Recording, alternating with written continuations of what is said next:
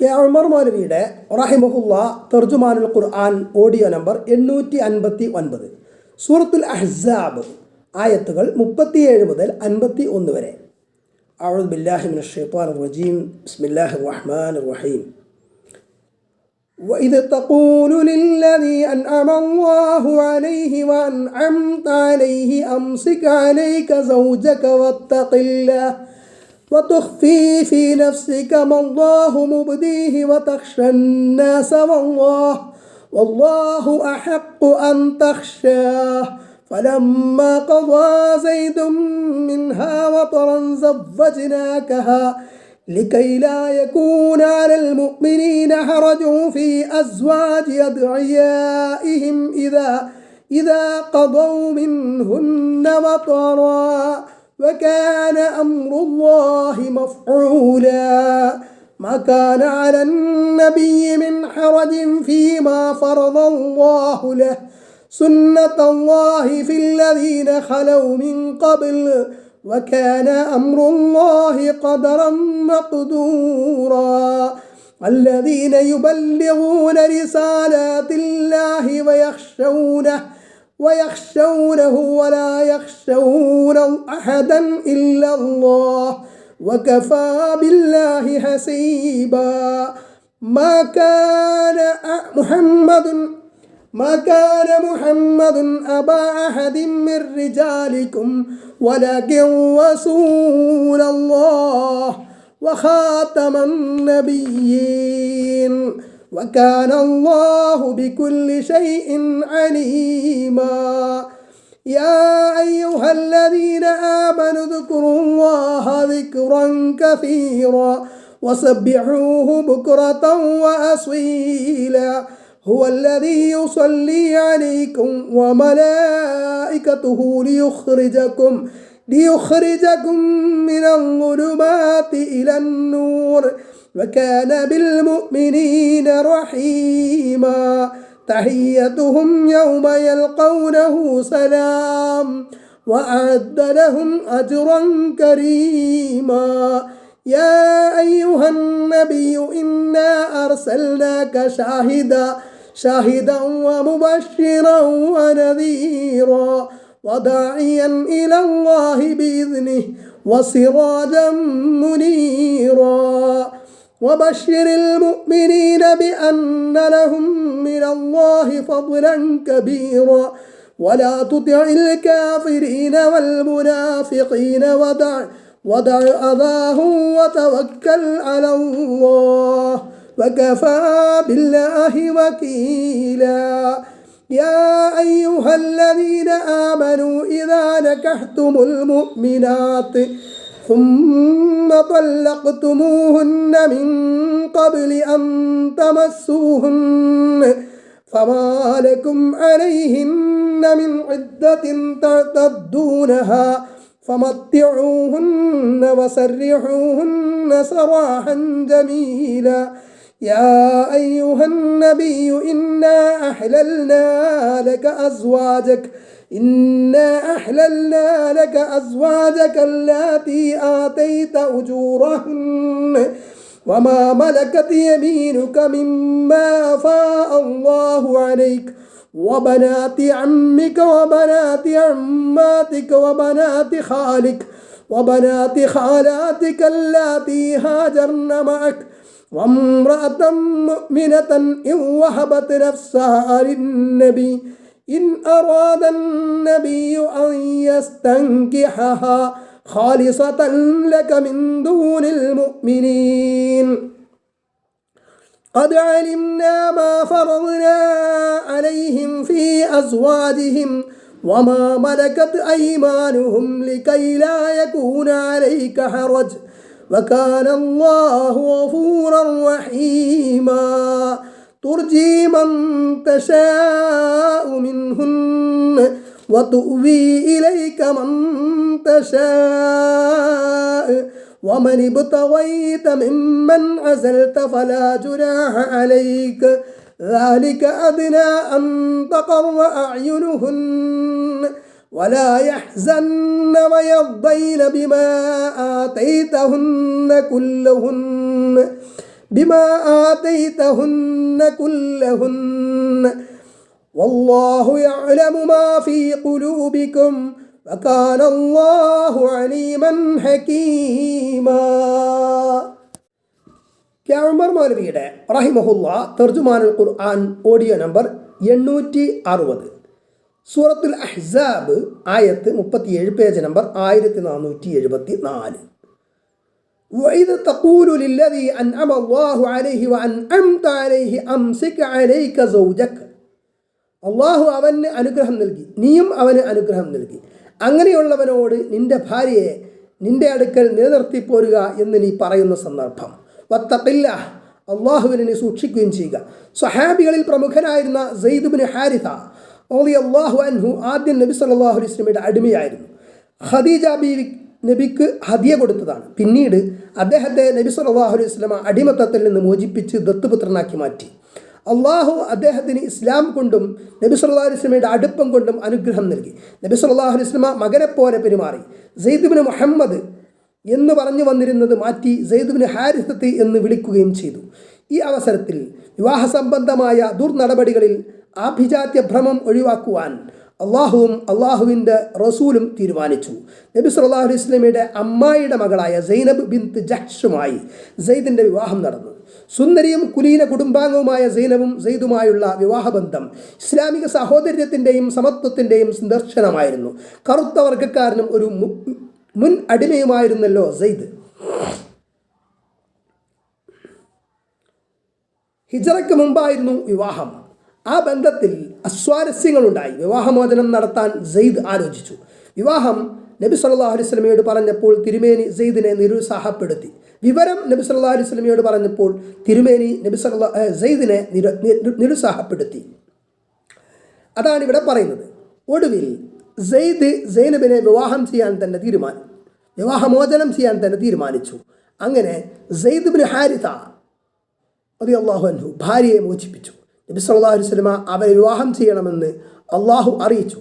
ആ നിലക്ക് ദത്തുപുത്രൻ്റെ ഭാര്യയെ ശരിയായ മകൻ്റെ ഭാര്യയെ പോലെ കണക്കാക്കിയിരുന്ന ആചാരരീതി ഒഴിവാക്കാം. Page number 1475. അള്ളാഹു വെളിവാക്കാൻ പോകുന്ന സംഗതി നിന്റെ മനസ്സിൽ നീ മറച്ചു പിടിക്കുന്നു. വത്തഖ്ഷന്നാസ, ജനങ്ങളെ നീ ഭയപ്പെടുകയും ചെയ്യുന്നു. അല്ലാഹു അഹഖു അൻ തഖ്ഷാഹു, അള്ളാഹുവാണ് നീ ഭയപ്പെടുവാൻ ഏറ്റവും അവകാശപ്പെട്ടവൻ. വ്യാഖ്യാതാക്കൾക്കിടയിൽ വിവിധ അഭിപ്രായങ്ങളാണ് ഈ വിഷയത്തിലുള്ളത്. അള്ളാഹു ഈ വിഷയം നബി സല്ലല്ലാഹു അലൈഹി വസല്ലമക്ക് മുൻകൂട്ടി അറിയിച്ചിരുന്നുവെന്നും ആ വിവരം സമൂഹത്തിൻ്റെ ആക്ഷേപം ഭയന്ന് നബി മറച്ചു വെച്ചതിനെക്കുറിച്ചാണ് ഇവിടെ പറയുന്നതെന്നും വ്യാഖ്യാനങ്ങളുണ്ട്. സെയ്ദ് സൈനബ് ബന്ധം യോജിപ്പിക്കാൻ കഴിയാത്തവണ്ണം തകർച്ചയിലേക്ക് നീങ്ങുകയാണെന്നറിഞ്ഞിട്ടും നബി സല്ലല്ലാഹു അലൈഹി വസല്ലമ ആ കാര്യം സമൂഹത്തിൽ അറിയിക്കാതിരിക്കാൻ മറച്ചു വെച്ചതാണെന്നാണ് മറ്റൊരഭിപ്രായം. പിന്നെയും പല നിഗമനങ്ങളുമുണ്ട്. സത്യം അള്ളാഹുവിനറിയാം. വ്യാഖ്യാനം എന്തായാലും സെയ്ദ് ത്വലാഖ് നടത്തിയ ശേഷം സൈനബിനെ അള്ളാഹു നേരിട്ട് നബി സല്ലല്ലാഹു അലൈഹി വസല്ലമക്ക് പത്നിയാക്കി കൊടുത്തു എന്നതാണ് സത്യം. ഫലമ്മ ഖദാ സെയ്ദും മിൻഹാ വതറ, അങ്ങനെ സെയ്ദ് അവരിൽ നിന്ന് ആഗ്രഹം നിറവേറ്റിയപ്പോൾ വിവാഹമോചനം നടത്തുകയും അഴുത്തകാലം കഴിയുകയും ചെയ്തപ്പോൾ സവ്വജ്നാകഹ, അവളെ നിനക്ക് നാം ഇണയാക്കി തന്നു. ഈ ആയത്തിറങ്ങിയതോടുകൂടി വിവാഹം ഔപചാരികമായി ഉറച്ചു. നബി സല്ലല്ലാഹു അലൈഹി വസല്ലമ അവരെ ഭാര്യയായി സ്വീകരിച്ചു. അവർ നബി സല്ലല്ലാഹു അലൈഹി വസല്ലമയുടെ മറ്റ് ഭാര്യമാരോട് സന്ദർഭവശാൽ പറഞ്ഞിട്ടുണ്ട്, നിങ്ങളെ എല്ലാവരെയും നബി സല്ലല്ലാഹു അലൈഹി വസല്ലമയ്ക്ക് വിവാഹം ചെയ്തു കൊടുത്തത് ഈ ഭൂമിയിലെ നിങ്ങളുടെ രക്ഷിതാക്കളാണല്ലോ. എന്നെ നബി സല്ലല്ലാഹു അലൈഹി വസല്ലമയ്ക്ക് വിവാഹം ചെയ്തു കൊടുത്തത് എല്ലാവരുടെയും യഥാർത്ഥ രക്ഷിതാവായ അള്ളാഹു നേരിട്ടാകുന്നു. ഈ വിവാഹവുമായി ബന്ധപ്പെടുത്തി പല ദുരാരോപണങ്ങളും ആക്ഷേപങ്ങളും ഉണ്ടായിട്ടുണ്ട്. എല്ലാം അടിസ്ഥാനരഹിതമത്രേ.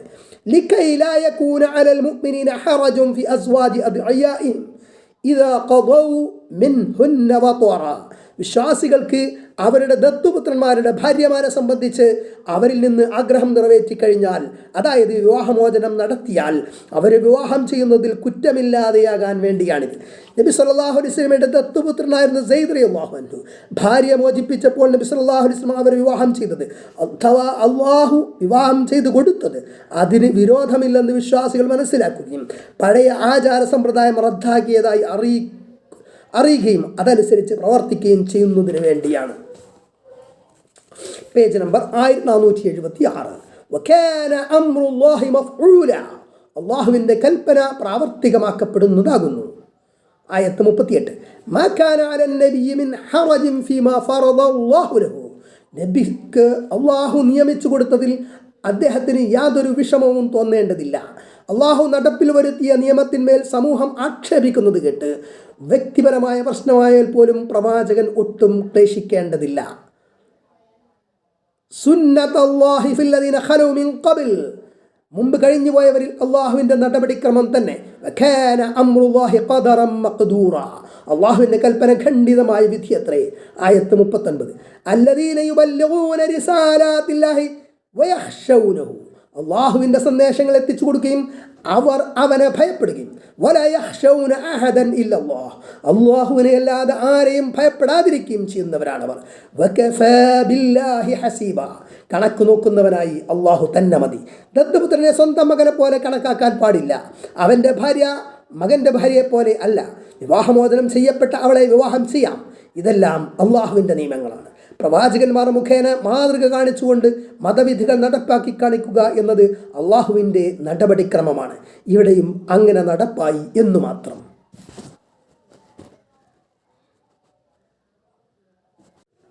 ഉമർ മൗലവിയുടെ റഹിമഹുല്ലാ തർജുമാനുൽ ഖുർആൻ ഓഡിയോ നമ്പർ 861, സൂറത്തുൽ അഹ്സാബ് ആയത്ത് 40, പേജ് നമ്പർ 1476. മകാന മുഹമ്മദുൻ അബാ അഹദിൻ മിർ റിജാലിക്കും. നിങ്ങളുടെ പുരുഷന്മാരിൽപ്പെട്ട ഒരാളുടെയും പിതാവായിട്ടില്ല മുഹമ്മദ്. മുഹമ്മദ് മകൻ്റെ ഭാര്യയെ വിവാഹം കഴിച്ചു എന്ന് ആക്ഷേപിക്കുന്നവരെ പ്രധാനപ്പെട്ട ഒരു കാര്യം അറിയിക്കുന്നു. മൗലിക പ്രാധാന്യമുള്ള ഒരു വിഷയമാണത്. മുഹമ്മദ് നിങ്ങളിൽ ഒരാളിൻ്റെയും പിതാവല്ല. ആൺകുട്ടികളുണ്ടായതൊക്കെ ചെറുപ്പത്തിലെ മരിച്ചുപോയി. പിന്നെയുള്ളത് പെൺകുട്ടികളും അവരുടെ പുത്രന്മാരുമാണ്. എന്നിട്ട് പെൺകുട്ടിയുടെ ഭർത്താവിന് ഖിലാഫത്ത് കൊടുക്കണമെന്ന് വാദിച്ചുകൊണ്ടാണ് ഷിയായിസത്തിൻ്റെ ഉത്ഭവം. അപ്പോൾ നബി സല്ലല്ലാഹു അലൈഹി വസല്ലമയുടെ ഒരാൺകുട്ടി വളർന്നു വന്നിരുന്നെങ്കിൽ ഈ രാഷ്ട്രീയക്കാരുണ്ടാക്കുന്ന കുഴപ്പം എത്ര വമ്പിച്ചതാകുമായിരുന്നു. വഴിപിടച്ച രാഷ്ട്രീയ ദുർമോഹങ്ങൾ സർവ്വ കുഴപ്പവും വരുത്തിവെച്ചു. Page number 1477. പക്ഷേ അദ്ദേഹം അള്ളാഹുവിൻ്റെ ദൂതനും പ്രവാചകരിൽ അവസാനത്തവനുമാകുന്നു. മതത്തിൽ നേതൃത്വം നൽകുവാൻ അള്ളാഹു അയച്ച ദൂതനാണ് അദ്ദേഹം. രാഷ്ട്രീയ നേതൃത്വമല്ല പ്രധാനം. ആയിരുന്നെങ്കിൽ എല്ലാം പഠിപ്പിച്ച പ്രവാചകൻ തനിക്ക് ശേഷം ഭരണാധികാരിയെ ഇങ്ങനെ നിശ്ചയിക്കണമെന്നും നിർദ്ദേശിക്കുമായിരുന്നു. അതുണ്ടായില്ലല്ലോ. അതായത് മരണശേഷമുള്ള രണ്ടാം ജീവിതത്തിൽ നരകത്തിൽ നിന്ന് രക്ഷപ്പെട്ട് സ്വർഗത്തിലെത്താനുള്ള മാർഗം കാണിച്ചു കൊടുക്കാനാണ് പ്രവാചകനെ അള്ളാഹു അയച്ചത്. അങ്ങനെയുള്ള ദൈവപുത്രനാണ് മുഹമ്മദ് നബി സ്വല്ലല്ലാഹു അലൈഹി വസല്ലം. പ്രവാചകന്മാരിൽ അവസാനത്തെ ആളുമാണ്. ഖാത്തം എന്ന് പറഞ്ഞതിൻ്റെ അനുബന്ധമായി ഒരു സമൂഹത്തെ പറഞ്ഞാൽ ആ സമൂഹത്തിൽ അവസാനത്തവൻ എന്നാണ് എല്ലാ ഡിക്ഷണറികളിലും അർത്ഥം പറഞ്ഞിട്ടുള്ളത്. അതോടുകൂടി ഖാത്തമുൻ നബിയീൻ എന്നതിൻ്റെ ആശയം പ്രവാചകൻ പറഞ്ഞത് നോക്കുക. ഒരാളൊരു മനോഹരമായ വീടുണ്ടാക്കി ഒരു ഇഷ്ടികയുടെ സ്ഥലം ബാക്കി വെച്ചിട്ട് ബാക്കിയെല്ലാം പൂർത്തിയാക്കി. ആളുകൾ ഇത് കണ്ടിട്ട് എന്താണ് ഒരു ഇഷ്ടികയുടെ സ്ഥലം ഇങ്ങനെ ബാക്കിയാക്കിയതെന്ന് ചോദിച്ചു കൊണ്ടിരുന്നു. അവസാനത്തെ ഇഷ്ടികയും വെച്ചു. അവസാനത്തെ ഇഷ്ടികയാണ് ഞാൻ.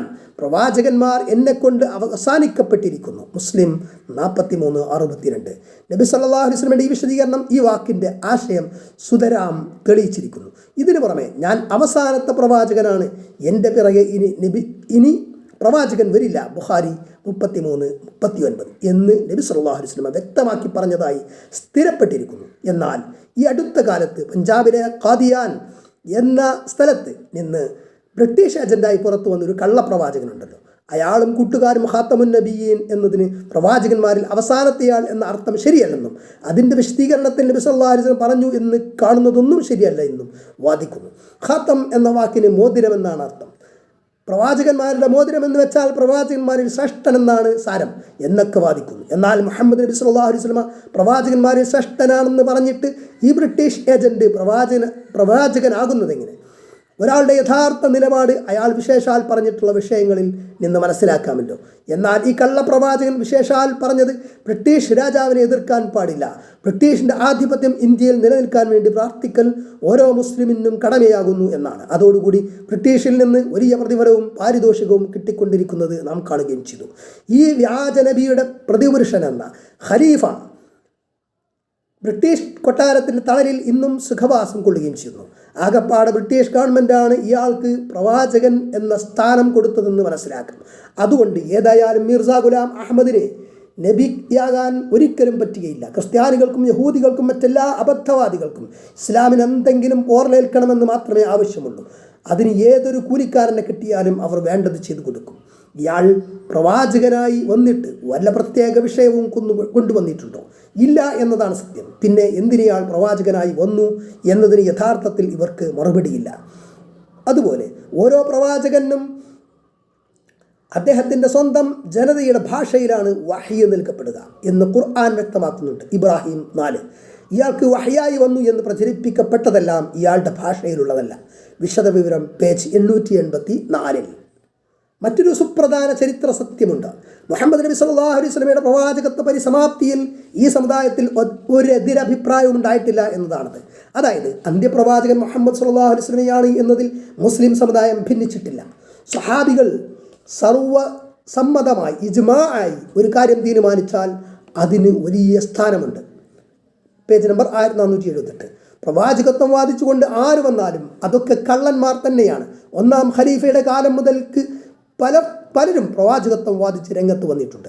ആ കള്ളപ്രവാചകന്മാരോട് നിങ്ങൾ പ്രവാചകനാണെന്നതിന് എന്താണ് തെളിവ്, ന്യായങ്ങൾ നിരത്തൂ എന്ന് ആരും പോയി പറഞ്ഞിട്ടില്ല. മറിച്ച് പ്രവാചകത്വം വാദിച്ചവനെ ഒരു ചോദ്യവും അന്വേഷണവും കൂടാതെ നിഷ്കരണം കൊല്ലുകയാണ് ഉണ്ടായത്.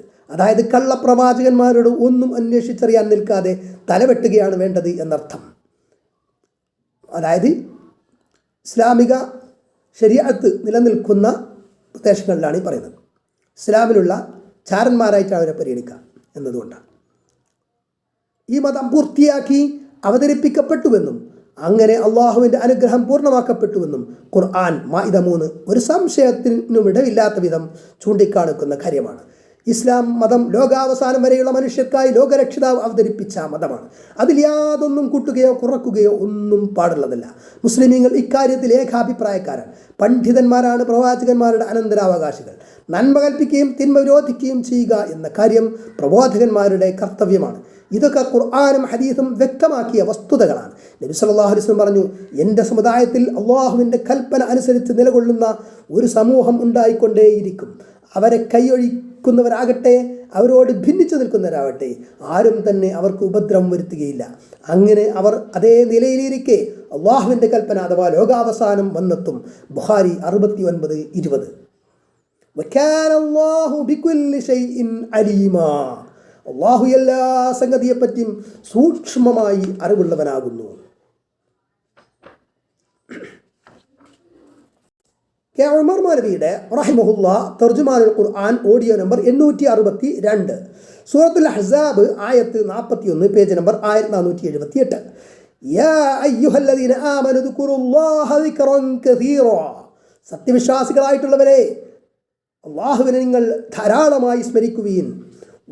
ആയത്ത് 42. വസബ്ബിഹൂഹു ബുക്റതൻ വഅസ്വീല. നിങ്ങൾ രാവിലെയും വൈകുന്നേരവും അവൻ്റെ മഹത്വത്തെ പ്രകീർത്തിക്കുകയും ചെയ്യുകയും. സൃഷ്ടാവും സംരക്ഷകനും നിയന്താവുമായ അള്ളാഹുവിനെ സദാസമയവും ഓർക്കണം. ധാരാളം ദിക്റുകൾ നബി സല്ലല്ലാഹു അലൈഹി വസല്ലം പഠിപ്പിച്ചിട്ടുണ്ട്. ഹംദ്, തസ്ബീഹ്, തക്ബീർ, തഹ്ലീൽ, നമസ്കാരം തുടങ്ങിയവയെല്ലാം അള്ളാഹുവിനെ സ്മരിക്കാനുള്ളവയാണ്. ആയത്ത് 43. ഹുവല്ലദീ യുസല്ലി അലൈക്കും വമലായികതുഹു. അവൻ നിങ്ങൾക്ക് അനുഗ്രഹം നേരുന്നു, അവൻ്റെ മലക്കുകളും. വിശ്വാസികൾക്ക് വേണ്ടി മലക്കുകൾ പ്രാർത്ഥിക്കും. ലിയുഖ്രിജകും മിനദ്ദുലുമാതി ഇലന്നൂർ. ഇരുട്ടുകളിൽ നിന്ന് വെളിച്ചത്തിലേക്ക് നിങ്ങളെ മോചിപ്പിക്കുവാൻ വേണ്ടി. വകാന ബിൽ മുഅ്മിനീന റഹീമാ. അവൻ വിശ്വാസികളോട് അത്യന്തം കാരുണ്യമുള്ളവനാകുന്നു. ആയത്ത് 44. തഹിയ്യതുഹും യൗമ യൽഖൗനഹു സലാം. അവരുമായി കൂടിക്കാഴ്ചയുണ്ടാകുന്ന ദിവസം അവരുടെ അഭിവാദ്യം സലാമാകുന്നു. Page number 1479. വഅഅദ്ദ ലഹും അജ്റൻ കരീമാ. അവർക്ക് വേണ്ടി അവൻ ശ്രേഷ്ഠമായ പ്രതിഫലം ഒരുക്കി വച്ചിരിക്കുന്നു. മരണവേളയിൽ സത്യവിശ്വാസികൾക്ക് മലക്കുകൾ സലാം പറയുമെന്ന് നഹ്ർ 32 കാണാം. സ്വർഗ്ഗക്കാരായ മലക്കുകൾ സലാം പറഞ്ഞുകൊണ്ട് അവർ സ്വാഗതം ചെയ്യുമെന്ന് സുമർ 73 വ്യക്തമാക്കുന്നു. സ്വർഗത്തിൽ അവരുടെ ഉപചാരവാക്ക് സലാം എന്നായിരിക്കുമെന്ന് യൂനുസ് 10 ചൂണ്ടിക്കാണിക്കുന്നു. നിരർത്ഥകമോ പാപകരമോ ആയ ഒന്നും സ്വർഗത്തിൽ കേൾക്കുകയില്ലെന്നും സലാം സലാം എന്നാണ് കേൾക്കുക എന്നും വാഖിയ 25-26 പറയുന്നു. എപ്പോഴും എല്ലായിടത്തും ശാന്തിയും സമാധാനവും മാത്രം. അള്ളാഹു നമ്മെ ആ ശാന്തി ഭവനത്തിൽ ഒരുമിച്ച് കൂട്ടട്ടെ. അല്ലാഹുമ്മ അന്തസ്സലാം വമിൻകസ്സലാം, അള്ളാഹുവേ നീയാണ് സലാം, നിന്നിൽ നിന്നാണ് സലാം എന്നിങ്ങനെ നമസ്കാരാനന്തരം നബി സല്ലല്ലാഹു അലൈഹി വസല്ലം ചൊല്ലിയിരുന്നതായി കാണാം. ആയത്ത് 45. യാ അയ്യുഹൻ നബിയ്യു ഇന്നാ അർസൽനാക ഷാഹിദൻ വമുബശ്ശിറൻ വനദീറാ, പ്രവാചകരെ നിശ്ചയമായും നിന്നെ നാം സാക്ഷിയായും സന്തോഷ വാർത്ത അറിയിക്കുന്നവനായും താക്കീത് നൽകുന്നവനായും അറിയിച്ചിരിക്കുന്നു. ആയത്ത് 46. വദാഇയൻ ഇലല്ലാഹി ബിഇദ്നിഹി, അള്ളാഹുവിൻ്റെ അനുവാദമനുസരിച്ച് അവങ്കലേക്ക് ക്ഷണിക്കുന്നവനായും വസിറാജം മുനീറാ, വെളിച്ചം നൽകുന്ന വിളക്കായും. അന്ത്യപ്രവാചകൻ ഈ സമുദായത്തിന് സാക്ഷിയാണ്. സമുദായം ദൈവിക വിധിവിലക്കുകൾ പാലിച്ചിരുന്നതിനെപ്പറ്റി അന്ത്യനാളിൽ സാക്ഷ്യം വഹിക്കും. ജീവിതത്തിൻ്റെ സകല രംഗങ്ങളിലും മാതൃക കാണിച്ചതിന് സാക്ഷിയാണ് പ്രവാചകൻ. മാർഗനിർദ്ദേശങ്ങൾ നടപ്പാക്കിയാൽ ഉത്കൃഷ്ടമായ പ്രതിഫലമുണ്ടെന്ന് സന്തോഷ വാർത്ത അറിയിക്കുകയും ധിക്കരിച്ചവർക്ക് ശിക്ഷയുമുണ്ടെന്ന് താക്കീത് നൽകുകയും ചെയ്യുന്നത് പ്രവാചകന്റെ മൗലിക ബാധ്യതയാണ്. സന്മാർഗപാതയിലേക്ക് ക്ഷണിക്കുന്നവനാണ്. മനുഷ്യകുലത്തിന് ആകമാനം വെളിച്ചം നൽകുന്ന പ്രകാശ സ്രോതസ്സാണ് പ്രവാചകൻ. ആയത്ത് 47. വബശ്ശിരിൽ മുഅ്മിനീന ബിഅന്ന ലഹും മിനല്ലാഹി ഫദ്ലൻ കബീറാ, വിശ്വാസികളോട് അള്ളാഹുവിങ്കൽ നിന്ന് അവർക്ക് വലിയ ഔദാര്യം ലഭിക്കാനുണ്ടെന്ന സന്തോഷ വാർത്ത അറിയിക്കുക. ആയത്ത് 48. വലാ തുതിഇൽ കാഫിരീന വൽ മുനാഫിഖീന, സത്യനിഷേധികളുടെയും കപടവിശ്വാസികളെയും നീ അനുസരിക്കരുത്. വദഅഹും, അവരുടെ ദ്രോഹം നീ അവഗണിക്കുക. വതവക്കൽ അലല്ലാഹ്, അല്ലാഹുവിങ്കൽ നീ ഭരമേൽപ്പിക്കുക. Page number 1480. വകഫാ ബില്ലാഹി വക്കീല, ഭരമേൽപ്പിക്കപ്പെടുന്നവനായ അള്ളാഹു ധാരാളം മതി. ദൗത്യ നിർവഹണത്തിൽ സത്യനിഷേധികളിൽ നിന്നും കപടവിശ്വാസികളിൽ നിന്നും പലവിധ എതിർപ്പുകൾ നേരിടേണ്ടി വരും. അവയെ പ്രതിരോധിച്ചും അവഗണിക്കേണ്ടതിനെ അവഗണിച്ചും മുന്നോട്ട് പോകണം. പ്രബോധനത്തിൻ്റെ പാത എല്ലാ കാലത്തും അങ്ങനെയാണ്. സർവസ്വവും അള്ളാഹുവിൽ ഭരമേൽപ്പിക്കുക. ആയത്ത് 49. യാ അയ്യുഹല്ലദീന ആമനു, വിശ്വാസികളായിട്ടുള്ളവരെ, ഇദാ നകഹ്തുമുൽ മുഅ്മിനാതി സുമ്മ തല്ലഖ്തുമൂഹുന്ന മിൻ ഖബ്ലി അൻ തമസ്സുഹുന്ന, നിങ്ങൾ വിശ്വാസിനികളെ വിവാഹം ചെയ്തിട്ട് പിന്നെ അവരെ നിങ്ങൾ തൊടുന്നതിന് മുമ്പേ അവരെ മോചിപ്പിക്കുമ്പോൾ ഫമാലക്കും അലൈഹിന്ന മിൻ ഇദ്ദത്തിൻ തഅതദ്ദൂനഹ, നിങ്ങൾ എണ്ണിക്കണക്കാക്കുന്ന ഇദ്ദ ആചരിക്കേണ്ട ബാധ്യത അവർക്ക് നിങ്ങളോടില്ല. വിവാഹമോചിതകളായ സ്ത്രീകൾ ഗർഭിണികളല്ലെന്ന് ഉറപ്പുവരികയോ ഗർഭിണികളാണെങ്കിൽ പ്രസവിക്കുന്നതുവരെയോ കാത്തിരിക്കേണ്ടതാണ്. ഇതിനാണ് ഇദ്ദ എന്ന് പറയുന്നത്. 3 ശുദ്ധിയുടെ കാലമാണിത്. ലൈംഗിക ബന്ധം ഉണ്ടായിട്ടില്ലെങ്കിൽ ഇദ്ദ ആവശ്യമില്ല.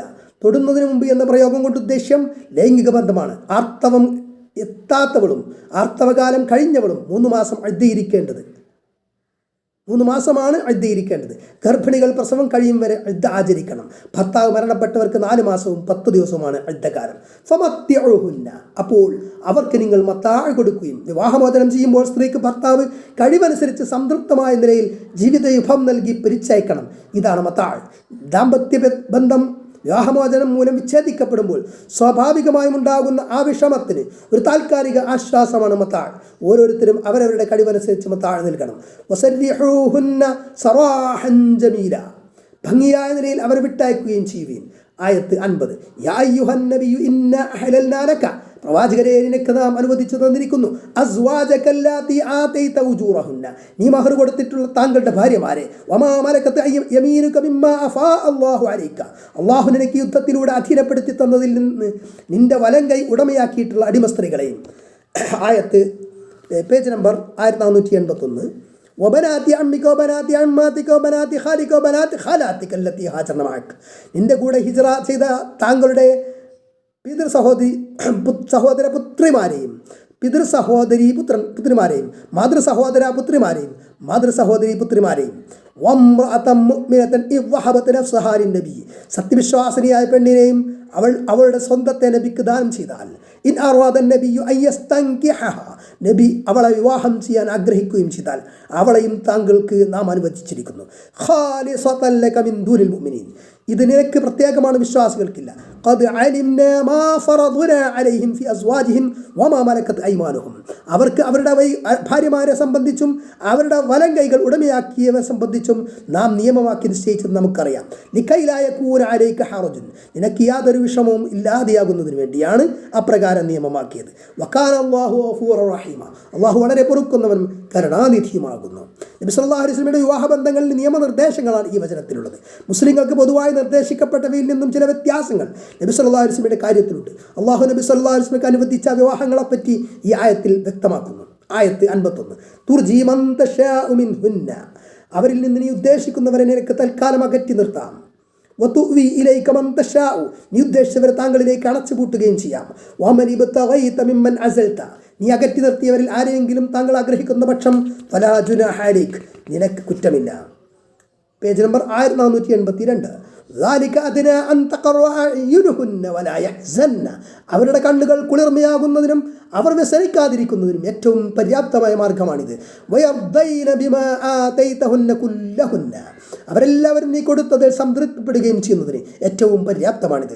അല്ലാഹു യഅലമു മാ ഫീ ഖുലൂബികും, നിങ്ങളുടെ ഹൃദയങ്ങളിലുള്ളത് അല്ലാഹു അറിയുന്നു. വകാന അല്ലാഹു അലീമൻ ഹലീമ, അല്ലാഹു സർവജ്ഞനും സഹനശീലനുമാകുന്നു. ഇണകളുമായുള്ള സഹശയനത്തിൻ്റെ കാര്യത്തിൽ ഊഴം കൃത്യമായി പാലിക്കൽ വിശ്വാസികൾക്ക് നിർബന്ധമാണ്. എന്നാൽ പ്രവാചകന് അള്ളാഹു ഇളവ് അനുവദിച്ചിട്ടുണ്ട്. ചിലരെ സഹശയനത്തിൽ മാറ്റി നിർത്തിയവരെ പിന്നീട് അടുപ്പിക്കുകയും ചെയ്യാം. ഈ വിഷയത്തിൽ നബി സല്ലല്ലാഹു അലൈഹി വസല്ലം സ്വതന്ത്രമായി തീരുമാനമെടുക്കാവുന്നതാണ്. വിവാഹമോചനം ചെയ്തവരെ തിരിച്ചെടുക്കുകയും ചെയ്യാം. എന്നാൽ ഊഴം പാലിക്കുന്നതിൽ നബി സല്ലല്ലാഹു അലൈഹി വസല്ലം പരമാവധി കൃത്യനിഷ്ഠ പുലർത്തിയിരുന്നുവെന്ന് ആയിഷ റളിയല്ലാഹു അൻഹായിൽ നിന്നും ഉദ്ധരിക്കപ്പെട്ടിട്ടുണ്ട്. പ്രവാചക പത്നിമാരെ സംബന്ധിച്ചിടത്തോളം അവരുടെ സാമൂഹിക സ്ഥാനമാണ് ഏറ്റവും വലുത്. അതിനാൽ ദഹച്ചകൾക്കും ഭൗതിക താല്പര്യങ്ങൾക്കും അവർ വില കൽപ്പിച്ചിരുന്നില്ല. പ്രവാചകനാകട്ടെ അവരുടെ ന്യായമായ അവകാശങ്ങൾ പരമാവധി നിറവേറ്റിയിരുന്നു. മാനുഷിക ദൗർബല്യങ്ങളാൽ ഒരിക്കൽ അവർ ചില ആവശ്യങ്ങൾ ഉന്നയിച്ചെങ്കിലും അള്ളാഹുവിൻ്റെ താക്കീത് വന്നതോടെ പശ്ചാത്തപിച്ച് പിന്മാറുകയും ഇഹത്തിലും പരത്തിലും അള്ളാഹുവിൻ്റെ പ്രീതിയും പ്രവാചകൻ്റെ സാമീപ്യം അവർ തിരഞ്ഞെടുക്കുകയും ചെയ്തു. റസൂൽ സല്ലല്ലാഹു അലൈഹി വസല്ലമയുടെ ദാമ്പത്യ ബന്ധങ്ങളുടെ ഘടന ഒട്ടേറെ സാമൂഹിക പ്രശ്നങ്ങളിൽ പ്രത്യേക ബന്ധമുള്ളത് തന്നെയായിരുന്നു.